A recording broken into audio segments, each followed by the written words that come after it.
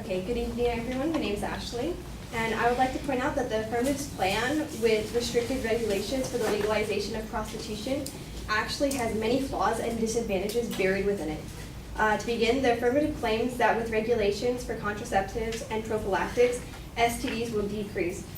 Well, some of these included using condoms, birth control, and biweekly health checks.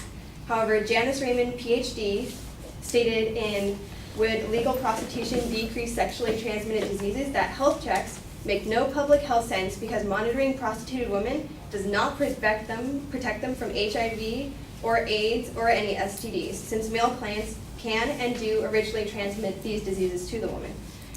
This can be further emphasized by the fact that legal prostitutes, at a minimum, see 50 customers within those 2 weeks. And those men don't have to have health checks, unlike the prostitutes, so they could be carrying any STDs, and STDs actually can be transmitted by kissing, touching something that's bleeding, and any other way. So the regulations just saying you need to use condoms and other prophylactics doesn't really make a huge difference. Not only that, but there are still loopholes that allow STDs to be transmitted. Janice Raymond, PhD, also stated that in one of the CATW studies, U.S. women in legal prostitution interviewed reported the following. 47 stated that men expected sex without a condom. 73% reported that men offered to pay more for sex without a condom, and 45% of women said they were abused if they insisted that men use condoms. Some women said that certain establishments may have rules that men wear condoms, but in reality, men still try to have sex without them. One woman stated, it's regulation to wear a condom at the sauna, but negotiable between parties on one side. It's the same legal or illegal, so it makes no difference. Not only that, Tracy M. Clements, who did extensive research on this area, stated that, ironically, if these examinations require testing for HIV, they may drive prostitution further underground and undermine public health measures intended to decrease the spread of HIV. Prostitution has a reason to believe that she will be forced to give up her only means of survival without any compensation for unemployment or disability, and will therefore avoid knowledge of her HIV status. So even if it is legalized and she has to go through these HIV tests or HIV checks, she's still going to refuse it, and it'll end up making an illegal prostitution still come up because she's trying to earn money, make a living, and she can't do that with the legal regulations that are presented with the affirmatives plan. The legalization and regulation of prostitution therefore does not prevent or decrease the transmission of STDs as the affirmative claims. Second, the affirmative overlooked the fact that one of the main negative side effects of prostitution actually increases when it is legalized, and this is a major disadvantage to their plan. Human trafficking, defined as the illegal movement of people, typically for the purposes of forced labor or commercial sexual exploitation, increases when prostitution is legalized. Se-Young Cho and company stated that countries where prostitution is legal experience a larger reported incidence of human trafficking inflows, with the estimated coefficient statistically distinguishable from 0 at the 5% level. This means that even where it's legal, the pimps are doing whatever they can to have cheaper employees and employees that will be willing to do things that the so-called regulated prostitutes won't do. Due to the strict legal regulations, like I said, the pimps try to fulfill the customer's needs, such as younger women and no condoms. And one prostitute actually stated that I am really against the registration idea. A lot of women come to me and tell me that if the registration becomes a requirement, then they will go underground. I'm also against putting the age up to 21 because the pimps will take more illegal routes.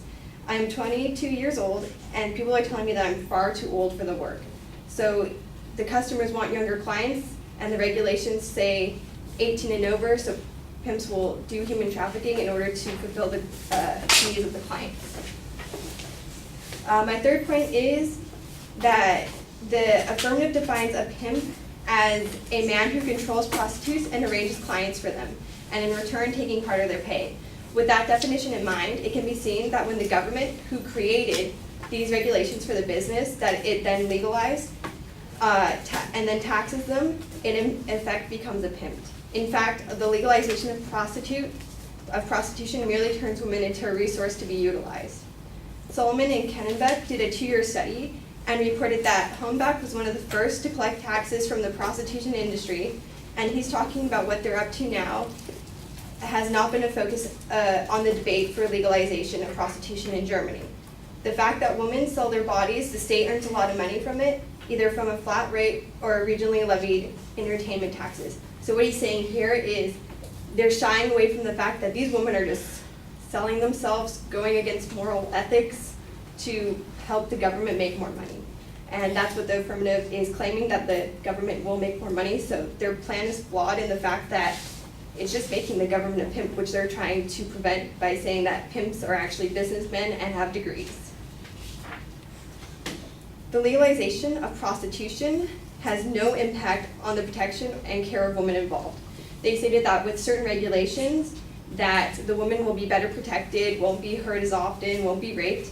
However, one woman reported that sex business gave them some protection, qualified it by pointing that no protector was ever in the room with them. And she was in illegal alcohol prostitution and said the driver functioned as a bodyguard. You're supposed to call when you get in to ascertain that everything was okay, but they are not standing outside the door while you're in there, so anything could happen. Therefore, the affirmative's claim that prostitution helps the individual is inaccurate because they are still discriminated against, and no one is standing in the room with them. Therefore, legalized and not legalized, the results are the same and the women are harmed. Finally, prostitution is immoral. The affirmative claims that the legalization of prostitution does not have a negative effect on anyone inside or outside the profession. To begin, Tracy M. Clements, a law professional, stated that prostitutes currently employed in Nevada's brothels are subjected to weekly medical examinations and are tested for HIV once a month. The right to refuse medical treatment is implicated when prostitutes are forced to submit to medical examinations. So this is basically saying that they lose their rights. Another flaw is that when the government legalizes prostitution, it would be going against the current law by impeding the individual's rights. And finally, the government, as stated by Wendy Wright in Legalization of Prostitution, anyone who considers legalizing prostitution as a solution to sexual trafficking or poverty should be required to learn that prostitutes endure.